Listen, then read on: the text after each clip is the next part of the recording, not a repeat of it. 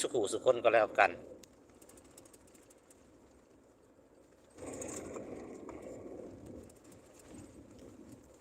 มึงมียังคุยมียังทักทายกับสิร้องเพลงสู่ฟังเล่มบัดเลยน้องก็คือสาหาความสิร้องเพลงยังว่าฮักบ่ได้ซูนเนาะอ้ายฮักเกือบตายบ่ได้บายฮอดนิ้วบ่ได้สูนเอวกิ้วเขาแซงคิวเอาเจ้าเข้าหอหักมาหลายปีย้อนเงินอายบ่มีพอสุดท้ายเศรษฐีรวยหลอกเขามาขอ